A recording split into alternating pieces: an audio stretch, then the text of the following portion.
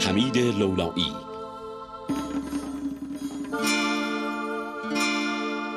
ملکه رنجبر. مهران غفوریان. نصرالله رادش.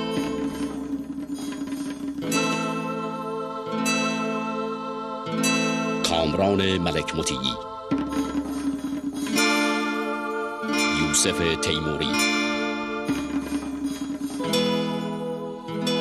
معصومه کریمی.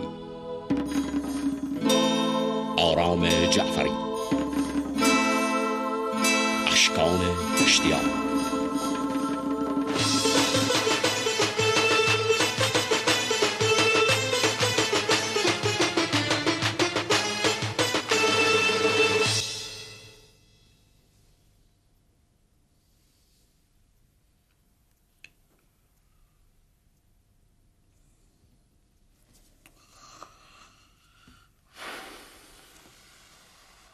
خیلی افتضاح شد.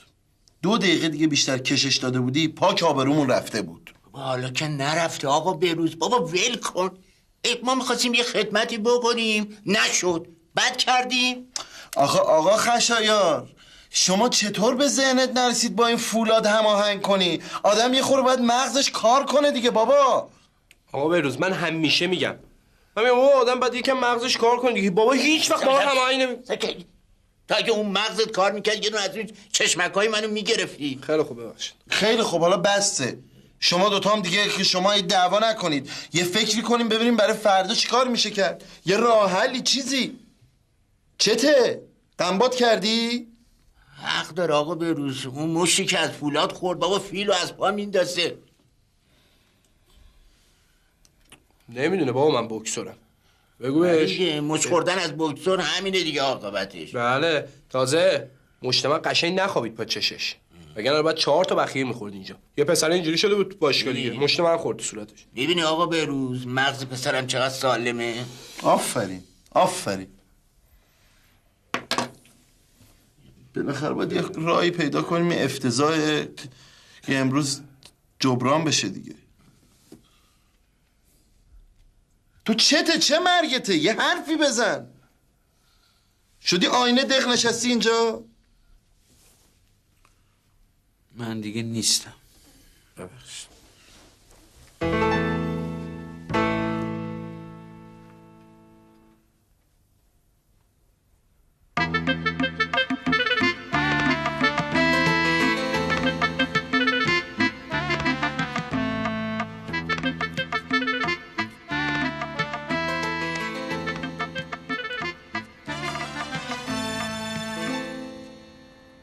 مادر جون سعی کن تبلیغاتش خیلی زیاد باشه، اینا رو خوب بچسبون.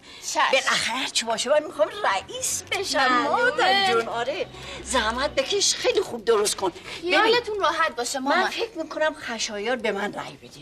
تو هم که به من رأی میدی. معلومه. با رأی خودم میشیم 3 نفر. آبرومون نره خوبه مادر جون. نه ماما خیالتون راحت باشه. میگم میخواین زیر اسمتون رو با طلایی براتون تزیین کنم. آره هر کاری که میتونی انجام بده. بذار تبلیغات زیاد بشه دیگه مادر جون، همینجا الکی نباشه. آره اونجا بچسبون.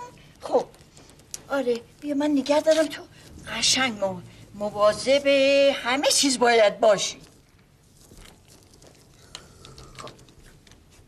خسته نباشین آقای سرایدار. متشکرم، شما هم خسته نباشید. سلام علیکم آقا. سلام علیکم. حالتون خوبه؟ حال شما خوبه؟ خیلی ممنون. مرسی. بیا مادر جون اینم بچسبون اینجا.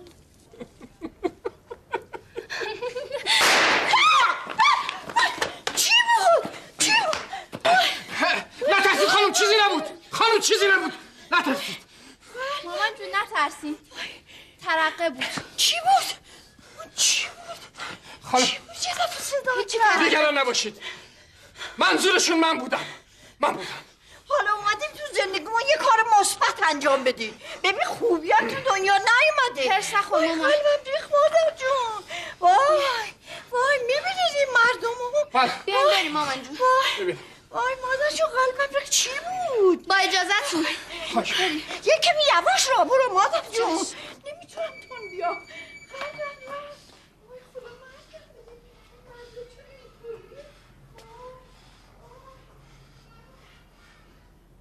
یکی هستی بدون، من از این چیزا نمی ترسم.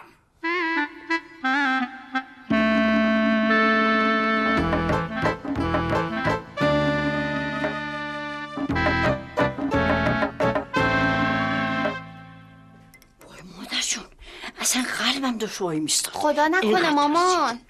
وای نمیدونی چه حالی به من دست داد. حالا بهترین خدا رو شکر. آره.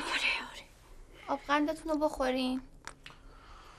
الان بهتر هستین خانم فرمرزی؟ بله خیلی بهترم. خب داشتم میمردم. دور از جونم خانم فرمرزی یه موقع نکشین کنارا. نه مادر جون، اول تصمیم گرفته بودم که بکشم کنار، ولی الان تصمیم گرفتم تا آخرش باشم. بله این که خوبه که. بله برای من یه نامه نوشتن گفتن سرتون میکنیم زیر آب. وای سر شما رو؟ بله. خب مادر جون خفه میشی. یعنی چی؟ مامان یعنی نابودت میکنیم یه همچین چیزایی. وای خدا مرگم بده. اینو خیلی خطرناکه. پس چی خانم شوخی ندارن که تمام حرفاشون جدیه. راست میگی؟ بله. مادر جون حلبرم داشته مامان جون نترسینا، اصلا جا نزنین. خب خیالتون راحت باشه. باشه مادر جون خیالمون راحت. فرید خانم ببخشید میشه یه چند لحظه من و مادرتون تنها باشیم؟ یک سری صحبتایی هست که باید در مورد انجام بشه. خواهش میکنم. خواهش خانم فرمرزی منم نظرم اینه که شما نباید کنار بکشین، حتی اگه چی؟ خانم فرمرزی من یه چیزی به شما بگم، نمیترسین؟ تا چی باشه؟ من فکر میکنم ما نمیتونیم از این قضیه قصر در بریم. باز ما مردیم، وضعیتمون با شما فرق میکنه. شما میگین چی کار کنیم؟ من نمیدونم. من از منبع موثق خبر دارم خیلی خطرناکه. حداقل میدونم برای شما. من به جهنم مهم نیست. شما اصلا آقا من استعفا میدم به خاطر دخترم. ای وای خدا مرگم بده. اصلا حوصله دارم که این کارا رو بکنم، اونم آخر عمری برای خودم بدبختی درست کنم. اصلا نمیخوام. لازم نمیخوایم مدیر ساختمون بشیم؟ نه نمیخوام مادر جون. منصرف شدی؟ آره فردا منو بکشن چه خاکی به سرم بریزم. دخترم تنها میمونه. خطرناکه. پس نظرتون قطعیه؟ بله. خب پس من ببینید من چون حد زده بودم شاید شما انصراف بدی یه چیزی نوشتم که آبروتون هم حفظ بشه. چی؟ شما اینو فردا بنویسید بزنید به دیوار که همه هم بدونن. ببینید این جانب محتاج فرامرزی انصراف خود را از کاندیداتوری مدیریت ساختمان اعلام داشته و از صمیم قلب امید پیروزی برای سایر کاندیداهای مدیریت ساختمان را دارم. بله باید به بهروز پیرپکاجکی رأی بدهید. من که حتما این کارو میکنم آقا بهروز. اصلا اولین نفر من رأی میدم به شما. لطف داری فولاد یعنی جان. وظیفه‌مه و میدونم به چه کسی دارم رأی میدم. اینو مطمئنم، هم من هم پدرم. آقا بهروز یه سوال داشتم ازتون. من می‌خواستم ازتون بپرسم. ببین این عکستون خیلی قشنگ شده. جدی میگم خیلی قشنگ شده. می‌خواستم ببینم که این خب برای هر عکسی یه منظوری داره یا یه مفهومی داره دیگه. چی می‌خواستیم بگین؟ می‌خواستم ببینم چی می‌خواستیم بگین حالا به اهالی آپارتمان به. بله ببین فولاد جان به نکته ظریف و مهمی اشاره کردی. به هر حال کسی که دوست داره و قرار انتخاب بشه به عنوان رئیس این ساختمون بله شما هستین. بله. یک نقطه نظراتی داره که باید باید دقیقاً اون نقطه نظراتش مرغم بشه. مرغم. بله خب هر رئیسی باید بدونه اینا رو. مرغوم بشه همون. و ببینید وقتی من یک برگی رو گرفتم و دارم اون برگ رو میکشم پایین، یک جور تشویق ساکنین این ساختمون به رشد. یعنی من موافقم که شما رشد کنین، موافقم که همه چی در برگیرنده در درختان باشند. بله درسته. این به هر حال این نشونه اینه که شما خیلی به فکر اهالی ساختمون هستید. بله. آقا بهروز فکر میکنین شما نفر چندم بشین؟ من که میگم نفر اول میشین. لطف داری فولاد. حتما. این چیه؟ این که اینجوری گرفتی اینجوری کرد. اونو ولش کن. همینجوری باش. سلام دکتر. سلام جانم. حالتون خوبه؟ متشکرم. سلام. این چیه؟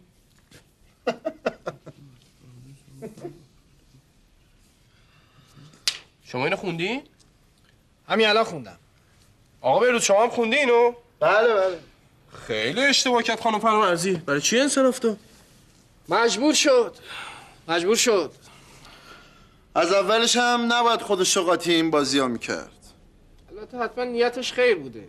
ولی آدم که بی خود مرض نداره خودشو تو درد سر بندازه. ها آخه بنده خدا کلی خرج کرد. خسته نباشید. سلام علیکم. آقا اینم صندوق. ای مصطفی این صندوق رأیه؟ بله. چرا به این بزرگی آخه عزیز من؟ مگه ما چند نفر تو این ساختمون زندگی میکنیم؟ یه دونه جعبه خالی دستمون کاغذی هم گیر می آوردی کفایت میکرد. چرا اینقدر خرج کردی آخه؟ حالا دیگه گرفتم دیگه دکتر. خسته نباشی پیر مرد زحمت کش. قربون شما. البته خسته نباشی. خواهش می‌کنم وظیفه صندوق یه مقدار بزرگ. آوردم انجام وظیفه است. آقا اینا هم برگای رأی. بله متشکرم. این هم کلید صندوق آقا. بفرمایید. و این چیه؟ این چیزه این بده به من چیز نیست. اینا چیزه. آقای مصطفی این چیه؟ این خاص این جشنه. خب من برم این حیاتو جارو بزنم دکتر. بفهمید حیاتو جارو بزن. آقای دکتر با عزتون. آقا بهروز با عزت.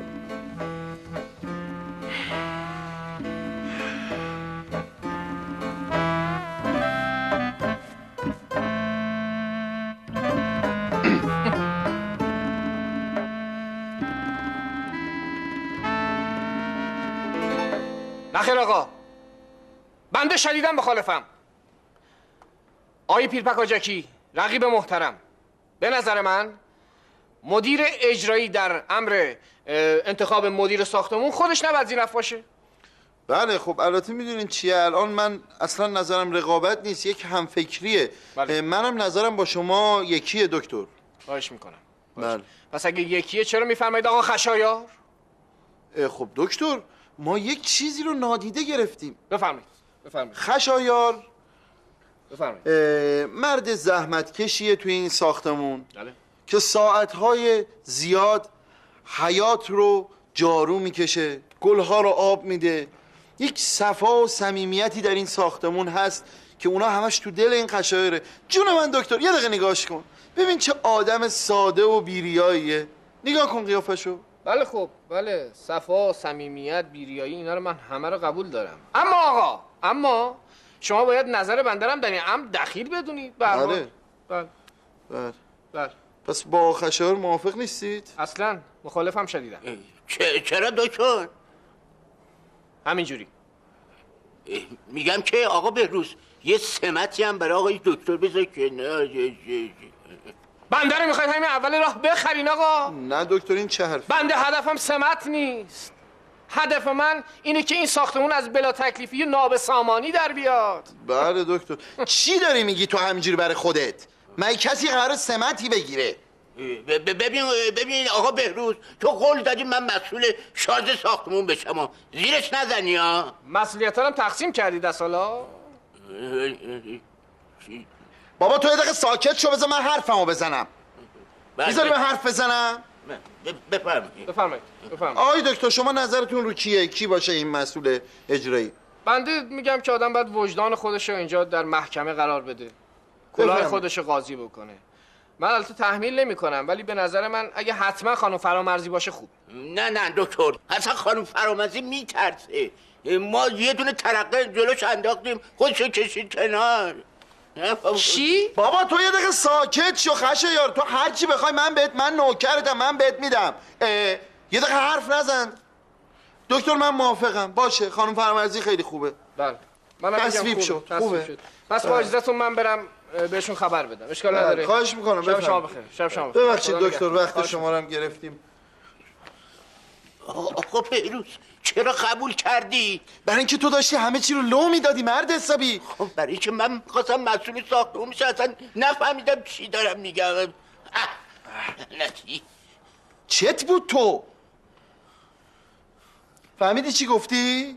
آره بابا ترقرم گفتم دیگه. به نظر فهمید؟ به نظر خودت چی فهمید؟ فکر کنم فهمید. آفرین.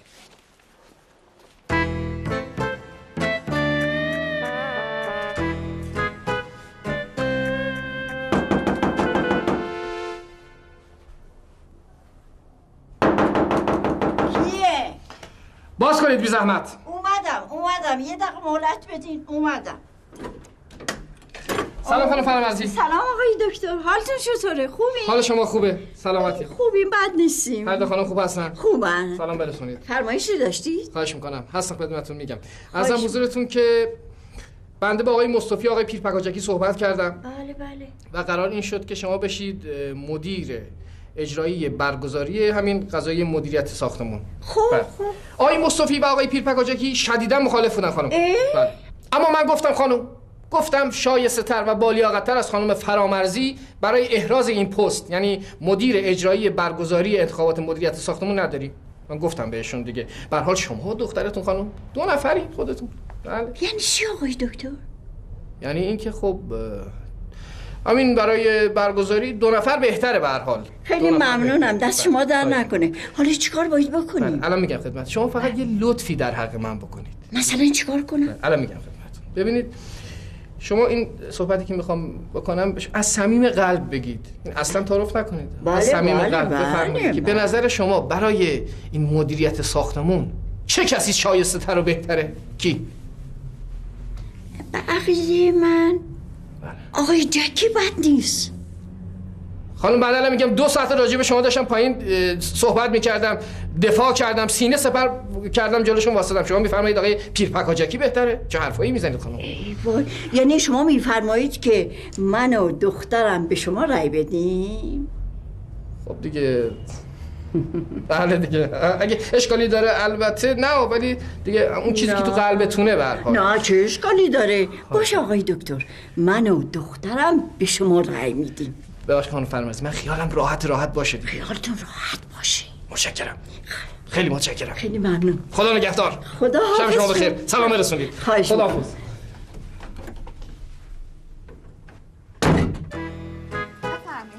سلام سلام. باشین. سلام. خیلی ممنون. خواهش میکنم. لطف میکنید. خواهش میکنم. بفرمایید. خیلی ممنونم. خواهش میکنم. سارا جان یه جوری بگیر بالا. بله. بنویس. داره رأی میده دیگه. بله. نباید ببینی رأی مخفیه. حالا مخفی نیست مگه رأی؟ بله مخفیه. رأی شما. لطفاً مهرم بزنید با انگشت. بله بازم میبینیم. خواهش میکنم. برو الان میام. بدید من رأی بدم. سلام عرض کردم آقا. ببخشید سلام. حالتون خوبه؟ خیلی ممنون. بفرمایید.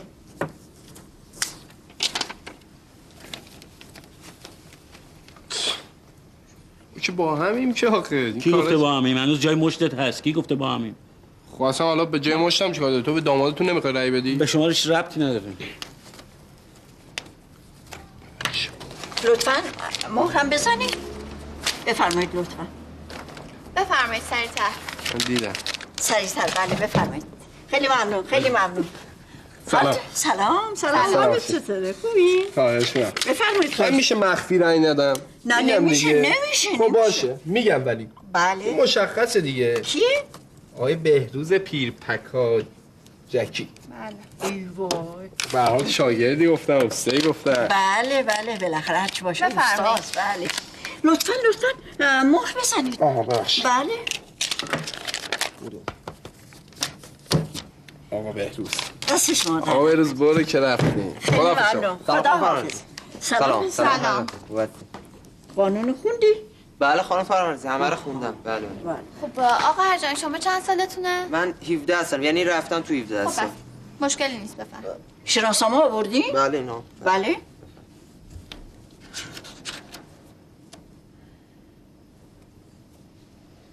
پسرم سن شما قانونی نیست، نمیتونی رای بدین. برای چی خانم فرامرزی؟ نمیتونید دیگه. من رفتم تو 17 سال اول دبیرستانم اینها یا کنی؟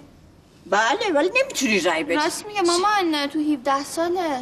بله ولی آقای دکتر به من گفتن که سن شما رو 1 سال جلوتر گرفتن برای اینکه بتونید برید مدرسه و درس بخونید. خب برای این نمیشه. به حرف بابام آخه چی کار داره؟ من شناسنامه آوردم. لطفاً حالا فعلا بفرمایید شما. این شناسنامه رو بذارین کنار. شما نمیتونید. خواهش میکنم بفرمایید. بفرمایید. نمیتونم. خسته نباشی خانم فرامرزی. سلام زحمت کشید. شما خسته نباشی. خیلی ممنون. دم بخور خستگی خیلی ممنون. خانم فرامرزی یه ذره خلوت شد من صدا بکن. من برم شناسنامه بیارم منم رأی بدم. حتما شناسنامه بیاری یا. خسته نباشید. سلام، شما هم خسته نباشید. سلام آقای پیر چکاکی. بازم غلط گفتیم. بازم غلط گفتم. خیلی تمرین کردم که بتونم درست بگم. شما از این به بعد به من بگید آقا جک. آقا جک، آره. بله. حالتون خوبه که؟ متشکرم. خواهش میکنم. این مسئله چی بود؟ این یه جوانی رو من دیدم اینجا داشت داد و هوار میکرد مثل. بله ایشون میخواستن رأی بدن، سنشون قانونی نبود، من اجازه ندادم رأی بدن. آفرین. بله. قوانین رو باید رعایت. بله قانون باید یه برگه مورد.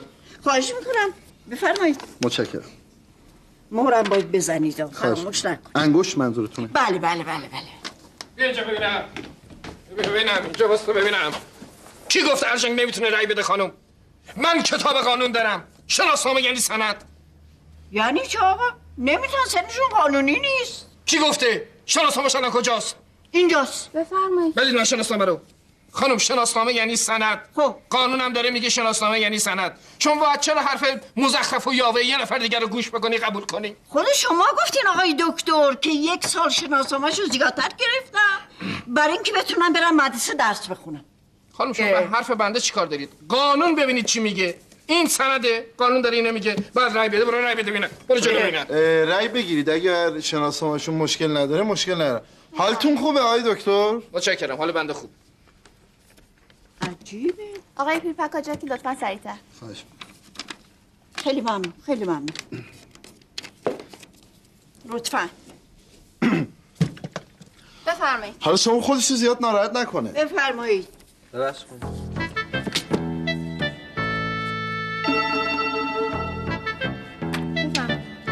بله. کن باش دیگه. بفرمایید.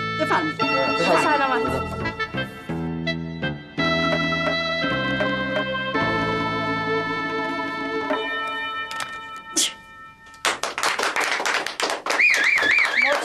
متشکرم. خواهش میکنم ساکت باشین. خواهش میکنم.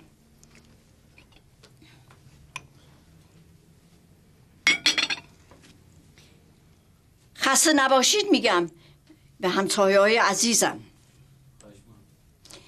بالاخره بعد از 1 هفته انتظار زمان مورد نظر فرا رسید. متشکرم. خیلی متشکرم. من به عنوان مسئول برگزاری این مراسم پیشاپیش به مدیر محترم جدید تبریک میگم. متشکرم. امیدوارم بتونه خواستای همسایه ها رو عملی کنه. حتما باید این کارو بکنه. بله حتما. خواهش میکنم. اجازه بفرمایید. من زندم برای شما. فکر میکنم برای شما. کار میکنم برای شما. سبز تویی که سبزت میخواهم، سبز باد و سبز شاخها. وای این شعر دکتره. فکر کنم دکتر انتخاب شده. نه فکر نمی کنم. خواهش میکنم توجه بفرمایید. خواهش میکنم. خب حالا نتیجه آرا رو به این ترتیب اعلام میکنم. خب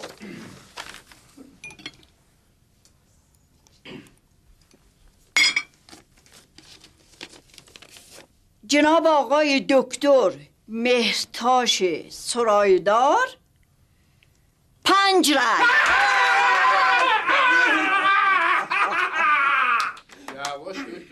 خواهش میکنم سکوت بفرمایید. استدام میکنم. بهروز پیر چکاکیکی؟ بهروز صدام کنیم. بهروز بگین. بهروز. آقای بهروز پیر جکی. خواهش میکنم عزیزم، من قاطی کردم، بهتره که بقیه‌شو تو بخونی. خواهش میکنم. بله. آقای بهروز پیر پکاجکی 9 رای.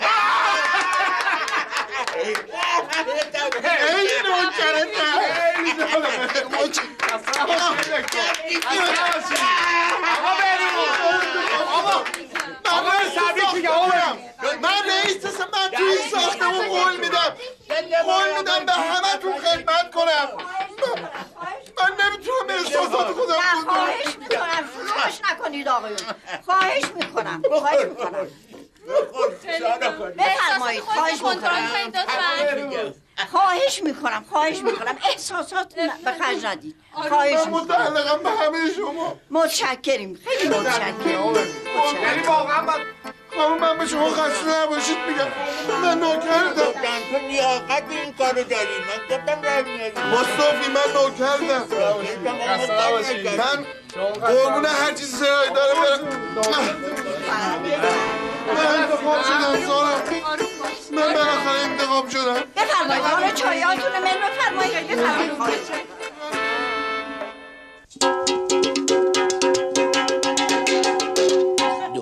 دو فصلی خوشم و خدا و چین و نوئیل.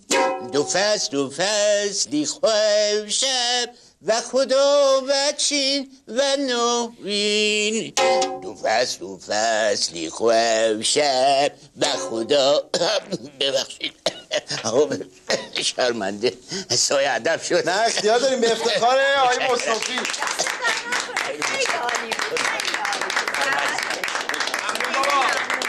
خیلی متشکرم. عالی بود.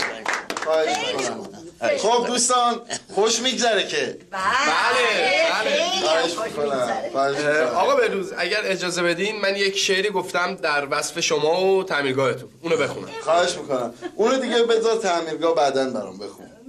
باشه چشم. به افتخار آقا بهروز. من خاک پای همه شما هستم. مادر جون نمیخواد شعر بخونی. از اینکه ایشون ریاست اینجا رو به عهده گرفتن برای ما افتخار بزرگیه. آقای پیر پکاجکی من یه پیشنهادی داشتم. چون سن مادر من یه خورده زیاده، بعد خونمونم طبقه 3 آپارتمانه. اگه شما یه لطفی کنین یه سری تسهیلات خاصی برای ما در نظر بگیرین واقعا ممنون میشیم. خواهش میکنم. دوستان من افتخار این رو دارم که رئیس این ساختمون هستم. بنده حقیر خود شما بنده رو انتخاب کردید و من هر کاری از دستم بر بیاد برای شما انجام میدم. زحمت دوستان به خدمتون عرض کنم که من به تمام سالمندای این ساختمون احترام میگذارم و قرار هست که تسهیلات ویژه‌ای برای این ساختمون اجرا کنیم. و یکی از این تسهیلات آسانسوریه که قراره من برای آفرین آقا بهروز. مثل اینکه همسر بنده میخوان صحبت کنن. بفرمایید. بله با اجازه اینا. بفرمایید. بهروز جان میگم 3 طبقه ساختمون آسانسور میخواد. 3 طبقه است؟ 3 طبقه. خب حالا اگر آسانسور نشه ما تسهیلات دیگه ای رو برای ساختمون میگذاریم. مثلا توی راپله توی هر پاگرد یه دونه تلویزیون میذاریم 14 اینچ و بنده قول میدم که حیات رو موکت کنم. آفرین بابا آفرین. به افتخارتون. آقا دکتر حالا شما اینقدر خودتون چرا ناراحت میکنین؟ باز ساختمون مدیر میخواد، ان شاءالله دوره بعدی میخواد مدیر انتخاب کنن، فرصت هست. حالا کوتا دوره بعدی من به دوستان چی بگم؟ شما خیلی بیجه کردی به دوستات، گفتی که حالا رود نشه برگردی بهشون بگی من انتخاب نشدم. دکتر بده برای یه مدیر بده. چرا داد میزنید؟ من مدیر نشدم که. کاندیدا که بودین چه فرق میکنه؟ کاندیدا بودین. دوستان خوش میگذره که دلشون خوشه. بزنید دلشون خوش باشه. تو دوران مدیریت بهروز من میشناسمش، روزگار همشون سیاه میشه. ولش کن بابا. حیف شد فقط 3 تا دونه رای کم داشتیم. 3 تا.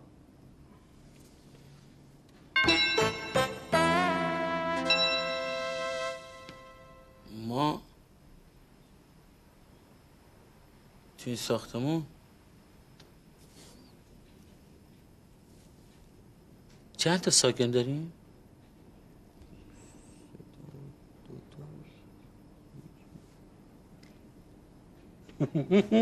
ببینید دوستان، تمام ساعاتی که ما توی خونمون داریم استراحت میکنیم و نشستیم و راحت داریم زندگیمونو میکنیم، یک مرد شریف توی این ساختمون هست که اون مرد شریف هیچ وقت بیکار نیست و همیشه داره حیات رو جارو میکنه و گلهای حیات رو آبیاری میکنه و خودش به مانند گلی در حیات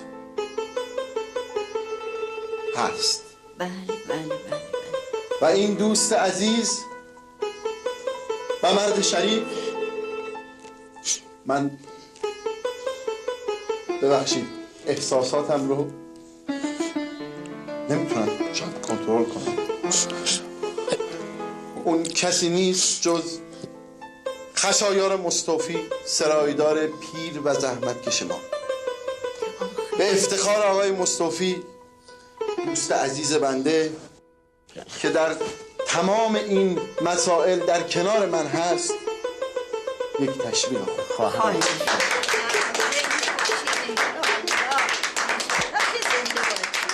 البته تشویق فقط دست زدن نیست، بلکه من قراره از این ماه حقوق ایشون رو 2 برابر کنم. باور کنید، اجازه بفرمایید، باور کنید من همین دیروز یه شلوار برای بچه خریدم 20,000 زیاد میکنم دیگه، حقوقتون رو زیاد میکنم. 20,000 تومان به افتخار ایشون. از همین جدیدا، شلوار جدیدا. در میزنن بفرمایید. به هر حال خانم فرامرزی، اون در باز کن. ما توی این ساختمون شاید مشکلاتی داشته باشیم که این مشکلات رو من و آقای مصطفی حل میکنیم.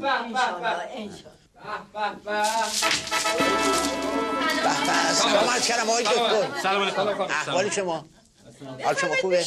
متشکرم، همینجا خوبه. قدم رنجه فرمودی آقای دکتر. بفرمایید. دوستان خدمتتون عرض کنم که یکی دیگر از جوانهای برومند ساختمون ما همین ارجنگ سرایدار پسر دکتر هستن. به افتخارشون دست بزنید. آقای دکتر. اجازه بدید یکی از همسایگان شریف خودمون رو به شما معرفی کنم. آقای دکتر، همین آقای دکتر. اجازه بده آقا، اجازه بده. یه مشکلی پیش اومده. بفهم. خیلی ببخشید، عذر میخوام. میشه بفرمایید ما چند نفر ساکن این ساختمون هستیم؟ این که مشکل خاصی نیستش، خودتونم میتونین حساب کنید. چرا حالا مهمونی ما رو به هم زدید آقای سرایدار؟ بله آقای دکتر، آقا بهروز کارهای مهمتری دارن. بله. بفرمایید آقا. عذر میخوام، ببخشید. با اجازه آقای دکتر. میتونید بعداً صورت جلسه کنید و آقای مصطفی میاره خدمت من. خیلی ضروریه بهروز جان، اگه اجازه بدید من شفاهم بگم. خوبی برز جان؟ خیلی خوبم. مهم نیست آقا. اجازه بدید، بدید. خواهش میکنم شما کارهای مهمترتون رو بذارین برای بعداً. فعلا به این قضیه رسیدگی کنید. آقای دکتر فرمودن تو این ساختمون خیلی راحت میتونیم الان بشماریم چند نفر ساکن هست. الان من براتون میگم. بفرمایید. 2 نفر آقای دکتر. بله. 2 نفر ما. 3 نفرم جک. آقای جک. بله. کی خانم؟ کی؟ آقای جک. میدونی آقای دکتر، چون خانم فرامرزی فامیلی رو درست نمیگن، آقا بهروز لطف کردن گفتن که به جای پیر جکی بگین آقا جک. نخیر. بله. نه اینکه شما دارین درست میگید، نه خیر، ما با ایشون دوست صمیمی شدیم. اینی که از من خواستن صداشون کنم جک. ایشالله که همیشه صمیمی باشین، ایشالله که همیشه در کنار هم باشین. ما کاری به این قضیه نداریم. حاشیه خواهش میکنم نریم. ما یعنی من و آقای دکتر پرسیدیم تو این ساختمون چند تا ساکن از حاشیه خواهش میکنم نریم. خیلی خوب، الان من براتون میگم. بفهم. 2 و 2 4 3 میشه 7. 2 میشه 9 نفر. بله. سلام باشین، دست شما درد نکنه. بله. حالا میشه بفرمایید که جمع آرای جمع شده چقدر بوده؟ آقا بگوش من این کلیام درد میکنه، من مرخص بشم. نه بذار وایسا جون مادرت، بذار ببینیم چی میشه آخه. بله 5 تا رأی آقای دکتر، 9 تا آقای پیرپکاجکی. توجه کنید خواهش میکنم. بله حسابشو دارم. چطور ممکنه تو ساختمون 9 نفر ساکن باشن اما تعداد رای دهندگان 9 و 5 18 نفر باشه؟ اینو به من جواب بده. 18 تا؟ بله 9 و 5 میشه 18؟ بله استاد بله جان 9 و 5 میشه 14. 9 و 5 14 تا باشن چطور میشه؟ من نمیدونم، من که مسئولش نبودم که. شده دیگه. چیز عجیبیه، اصلا فکرشو نمی‌کردم. اینه که میگن همیشه فکر بکنید بعد کار انجام بدید. بله. عجیبه. آدم باید عاقل باشه. بله درسته. اینو من همیشه بابام میگم، آدم باید مغزش کار کنه. مغز متفکر. پاشو برو بیرون. پاشو ما مسئله رو خودمون حل میکنیم. بفرمایید. شما هم بلند شید آقا ارجنگ. بفرمایید بیرون. بفرمایید. سارا خانم من بفرمایید. آقای بفرمایید. شما هم بفرمایید. با اجازهتون. خواهش میکنم.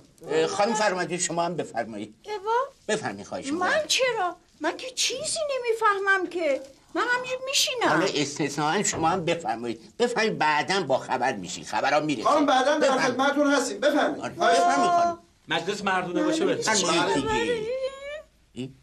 بفرمایید دیگه.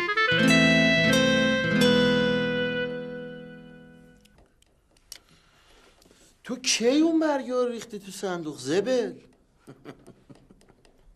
حالا بهت میگم. یه سری چایی که برای خانم فرامرزی بردم حواسش نبود، از جیبم در بردم انداختم تو صندوق، اصلا هم نفهمید. آبم از آب تکون نخورد جونو بروز. فکر اینجاشو دیگه نکرده بودی نه؟ نه دیگه، جایی سخصخصشو باید شما فکر کردی آقا بروز. من که ریاضیات و جمع تفریق حالیم نیستش. این همه کار کردیم، این همه تبلیغات کردم، عینک زدم به چشم، کلی نقشه داشتم، حیف شد. حیف. بی خیال آقا بهروز، از نظر من مدیر ساختمان شمایید نه دکتر. من نوکرتم خشایار، تو معرفت تو به من ثابت کردی، ولی من اگر مدیر ساختمان می شدم خیلی تحویلت می گرفتم. خیلی بد شد، خیلی بد. این همه جشن و فلان، همه الان بالان. آره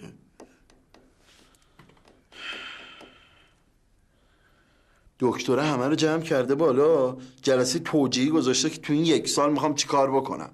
خیلی فیلمه خشایار. تو هم میخوای بری بالا؟ من؟ نه بابا، میخوام 100 سال سیاه مدیر ساختمان نشه. به چون آقا بهروز دارم جدی میگم، اگه من پامو گذاشتم خونه دکتر. ای بابا، همه بالا هم؟ چی؟ میگم همه بالا هم. آره دیگه، الان خودت به من گفتی همه بالا. تو هم میری؟ من؟ آره. برم بالا؟ آره. نه بابا، برای چی برم بالا؟ برم بالا که همه با انگشت نشونم بدن بگن این بود تقلب کرد، این میخواست رئیس ساختمون بشه نشد، همه بهم بخندن؟ نه بابا، برای چی برم بالا؟ خیالم راحت شد. برای چی؟ از اینکه خیلی باحالی. باحال آقا بهروز. شاکرتم خشایار.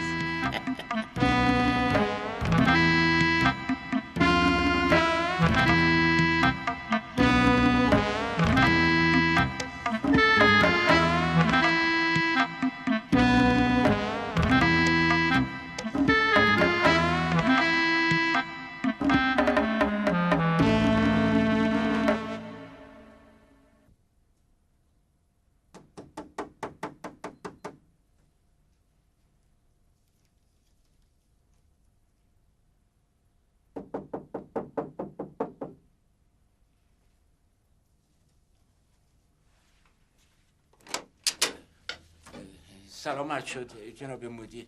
سلام علیکم. بالاخره تشریف آوردید آقای مصطفی. ببخشید آقای دکتر، من باید زودتر از اینا خدمت میرسیدم. خواهش میکنم. ببخشید. خیلی خوش آمدید. بفرمایید، همه جمعن. بفرمایید. آقای دکتر باور کنید من خجالت میکشم، من شرمندم. ما بد کردیم به شما آقای دکتر. آقا این حرفا چیه که میزنید؟ بفرمایید. من کوچیک شما هستم آقای دکتر. خواهش میکنم. من شرمنده آقای بفرمایید. کوچیک شما. بفرمایید دوستان همه اونجا جمع. بفرمایید. خواهش میکنم. دوستان جناب آقای مصطفی تشریف آوردن. سلامت. بفرمایید. حال شما خوب؟ بفرمایید آقای خشایار. بفرمایید. خوش آمدید. قابل شماره نداره. باور کنید به خدا نمیدونم دکتر چی بگم. من شرمنده شما هم های دکتر. ببخشید من خام شدم. همش تقصیر بهروز بودش. البته آقا بهروز میگن همش تقصیر شماست. بیاد روبرو کنیم دکتر. عجب جلبی ها دکتر، اون اصلا به شیطان رو درس میده. خیلی خب گذشته رو دیگه ول کنیم آقای مصطفی. من میگم بهتره راجع به آینده صحبت بکنیم. بله. آقای دکتر شما هر چی امر بفرمایید بنده در خدمت شما هستم. تصفیه حساب من و بهروزم بماند برای بعد. من میدونم با این مارمولک چیکار کنم. شما خودتون ناراحت نکنید. گفتم که بعد به آینده دوستان فکر کنید. فقط آینده. فقط. بله. اینم یه سری چای تازه دم برای نکنه. همسایه‌های عزیز. شما چرا زحمت کشیدید؟ خواهش میکنم دکتر، وظیفه است. من به شخص تبریک میگم ریاست ساختمون رو به شما. چقدر برازنده شماست.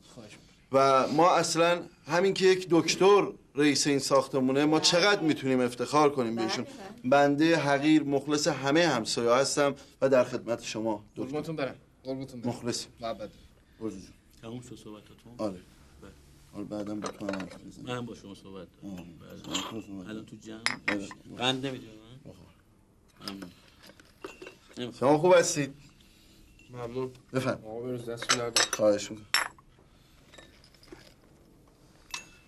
میوردم آقا بروز. نه مصطفی زحمت کشیدید. گلا بسیار زیباست. قابل شماره نداره. سلیقتون خیلی خوبه. آقای دکتر شما نمیخواید در مورد کارهایی که در آینده میخواید بکنید صحبت کنید؟ اجازه بدید آقا بهروز دیگه زحمت کشیدن چای پخش بشه من میگم. دست شما در نکنه. من نمیخورم. شما بله جان. نمیخوره. عرضم حضورتون که اما راجع به کارهای آینده. باید بگم خدمتتون که مارمولک من تصمیم گرفتم. چرا پیدا شده؟ به همون دلیلی که تو پیدا شده. ببین مصطفی، من میگم که آدم باید مغزش کار کنه.